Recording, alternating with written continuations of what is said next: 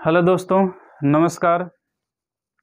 हम लोग पढ़ रहे हैं मध्यकालीन भारत, और मध्यकालीन भारत में हम लोग पढ़ रहे हैं तुगलक वंश। और आज हम लोग जानकारी लिया जाएगा मोहम्मद बिन तुगलक के बारे में, जहाँ से बहुत इम्पॉर्टेंट क्वेश्चन बनते हैं। तो शुरुआत करते हैं हम लोग मोहम्मद बिन तुगलक।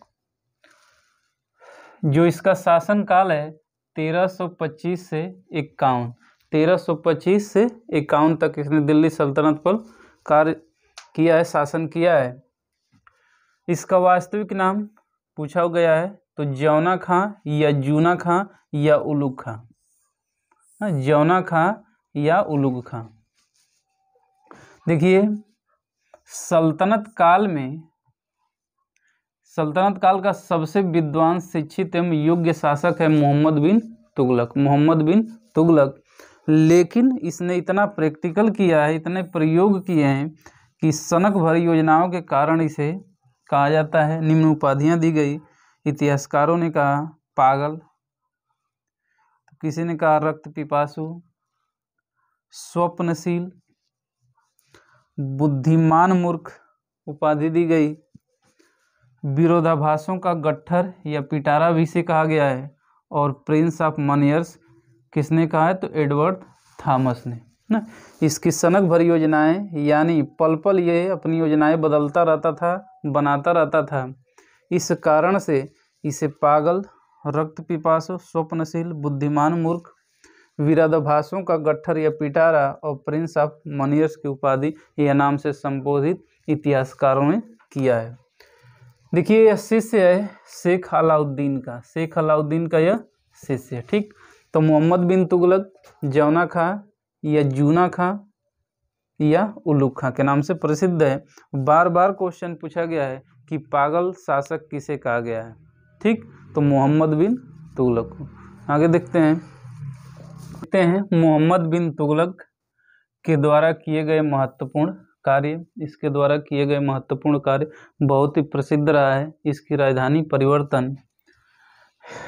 परिवर्तन 1326-27 के दौरान किया है। और इसने दिल्ली से अपने राजधानी परिवर्तन किया देवगिरी, और उसका नाम रखा दौलताबाद। नहीं, बहुत बार कहा जाता है कि दिल्ली से दौलताबाद। तो राजधानी परिवर्तन कौन किया है? मोहम्मद बिन तुगलक। इब्न बतूता ने कथन दिया अपना, कहा है कि ये इसका उद्देश्य दिल्ली की जनता को दंड देना था, यानी दिल्ली की जनता को परेशान करना ही इसका उद्देश्य था मोहम्मद बिन तुगलक का। फिर दूसरा बहुत इम्पॉर्टेंट वीआईपी क्वेश्चन है, दीवान कोही की स्थापना की। और दीवान कोही क्या था तो कृषि विभाग था। बहुत बार यह क्वेश्चन आया है कि दीवान कोही किस विभाग से संबंधित था, तो कृषि विभाग से संबंधित था। स्थापना कौन किया है? मोहम्मद बिन तुगलक। कार्य देखा जाए दीवान कोही यानी इस विभाग की स्थापना इसने क्यों की है तो किसानों को तकावी ऋण देना, यानी पहले ही ऋण उपलब्ध कराना, अधिकाधिक भूमि को कृषि कार्यों के अधीन लाना, यानी बेकार पड़ी भूमि या इस तरह जो भी भूमि है उसको कृषि कार्यों में लगाना, यानी कृषकों को प्रत्यक्ष रूप से सहायता देना ही इस विभाग का उद्देश्य था दीवाने कोही। ठीक, आगे कार्य देखते हैं। तीसरा, बर्नी के अनुसार इसने 5 मुख्य योजनाएं बनाई थी। पहला, दोआब में कर वृद्धि। दोआब में इसने कर वृद्धि किया था कब? 1326-27 में। दूसरा, जो पढ़ भी चुके हैं, राजधानी परिवर्तन। और राजधानी परिवर्तन दिल्ली से कहाँ ले गया था? देवगिरी, जिसका नाम दौलताबाद रखा था। ये भी कब किया? 1326-27 में। तीसरा, सांकेतिक मुद्रा जारी की। इसने सांकेतिक मुद्रा जारी की है 1329-30 में। फिर चौथा कार्य है खुरासन पर आक्रमण। इसने खुरासन पर आक्रमण किया है। और पांचवा है कराचील अभियान। और कराचील अभियान में ऐसी जानकारी मिलती है कि इतना इसका बुरा अभियान रहा है कि यहाँ इसके केवल 3 सैनिक ही वापस लौटे हैं। तो इतना बुरा इनका अभियान रहा है कौन सा? कराची अभियान। आगे देखिए महत्वपूर्ण कार्य देखते हैं।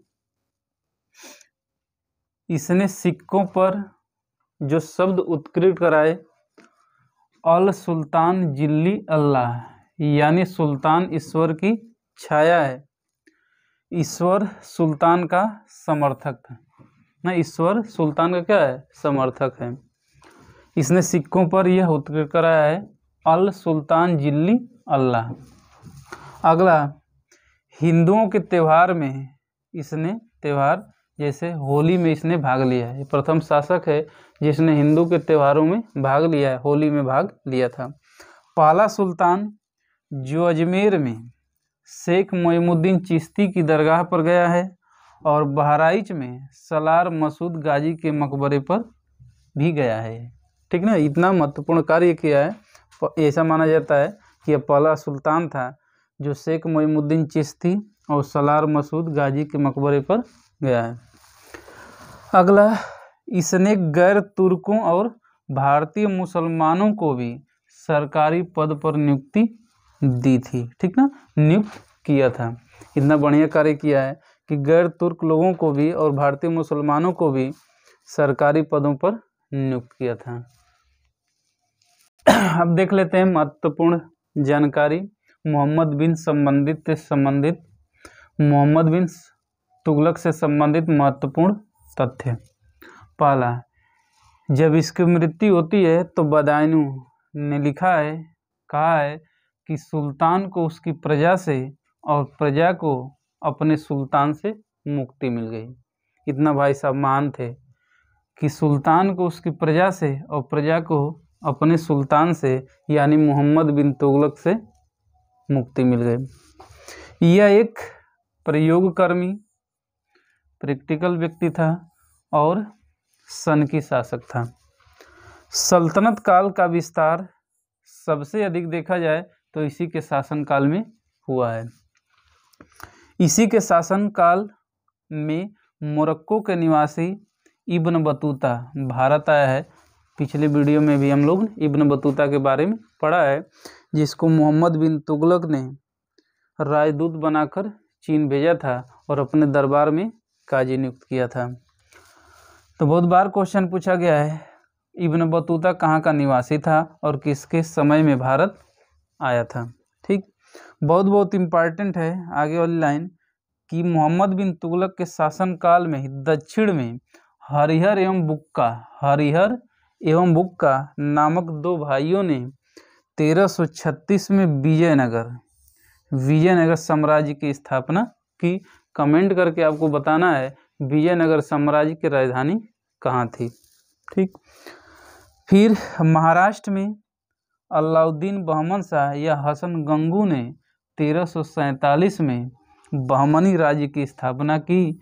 और ये दोनों क्वेश्चन पूछे गए हैं, विजयनगर का संस्थापक और बहमनी राज्य का संस्थापक कौन है। ठीक, मोहम्मद बिन तुगलक ने जिन प्रभु सूरी जो जैन एक मुनि है को अपने दरबार में बुलाकर उन्हें सम्मानित किया था। तो क्वेश्चन ये हो सकता है कि किस जैन मुनि को या जैन साधु को अपने दरबार में बुलाकर मोहम्मद बिन तुगलक ने सम्मानित किया था। तो जिन प्रभु सूरी हैं। ठीक, एक इनके काल में पुस्तक लिखी गई है तूतीनामा के रचनाकार कौन है? जिया नक्शबी। तूतीनामा जिया नक्शबी। मोहम्मद बिन तुगलक बदायूं में मीर मुलहिम, दिल्ली में शेख निजामुद्दीन औलिया, मुल्तान में शेख रुकनुद्दीन, अजोधन में शेख मुल्तान आदि संतों के कब्रों पर मकबरे बनवाए ने इतना महत्वपूर्ण कार्य किया है कि बदायूं में मीरन मुलहिम का, दिल्ली में शेख निजामुद्दीन औलिया का, मुल्तान में शेख रुकनुद्दीन और अजोधन में शेख मुल्तान आदि के जो कब्र है उस पर मकबरे बनाए हैं। तो दोस्तों ये था मोहम्मद बिन तुगलक के बारे में जहाँ से क्वेश्चन आते हैं। बहुत ही इम्पॉर्टेंट फैक्ट था। आशा करते हैं आपको ये वीडियो बहुत ही पसंद आया होगा। अगले वीडियो में हम लोग फिर उपस्थित होंगे मध्यकालीन भारत को लेकर, और उसमें पढ़ा जाएगा बहुत ही महान शासक फिरोज शाह तुगलक के बारे में। ठीक, धन्यवाद, नमस्कार।